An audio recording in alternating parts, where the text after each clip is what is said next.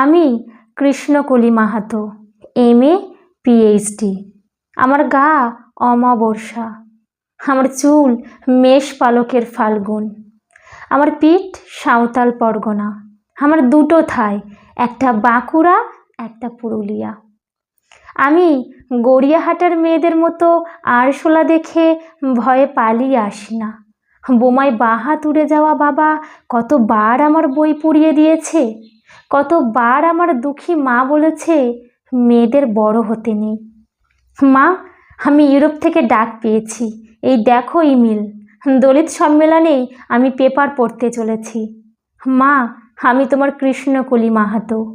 আমি যার কাছে PhD করতাম সেই প্রফেসর আমাকে রায়চকে নিয়ে যেতে চাইলেন। আমি বললাম, রায়চক কেন? তিনি বললেন, রায়চক না গেলে PhD পূর্ণ হয় না। আমি বললাম, আপনি চাইলে আমি আপনার ফ্ল্যাটে যেতে পারি। উনি আঁতকে উঠে বললেন, না না, আমার বাড়ি না। আমার PhD 1 বছর পিছিয়ে গেল। আমি ফোন করলাম, স্যার আমি রায়চকে যাব। হোটেলের ঘরে তিনি আমার মুকুট মণিপুরে হাত দিলেন, আমার সাঁওতাল পরগনার হুঁক খুলে ফেললেন। হাঁ হয়ে দেখতে থাকলেন আমার বাঁকুড়া, আমার পুরুলিয়া। আমার 2 অগ্নিগোলকের কাছে মুখ নিয়ে এলেন, তখনই চিৎকার, আগুন আগুন আগুন, আমি পারবো না। সেদিন আমার প্রফেসর আমাকে ফেলে পালিয়ে গেলেন। আমি কৃষ্ণকলি মাহাতো, MA PhD। কত কষ্ট করে, কত অপমান সহ্য করে জঙ্গলের রাত জেগে বই পড়ে আমি এই জায়গায় এসেছি।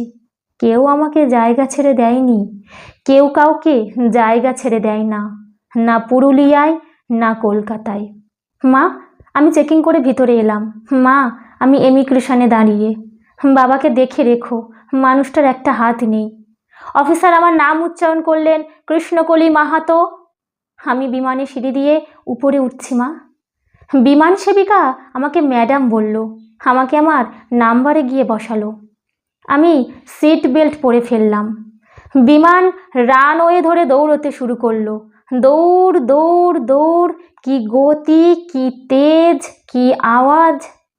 আমার মনে হলো বিমান রানওয়ে ধরে দৌড়চ্ছে না, দৌড়চ্ছি আমি আমি আমি আমি কৃষ্ণকলি মাহাতো, MA PhD। আমি কৃষ্ণকলি মাহাতো।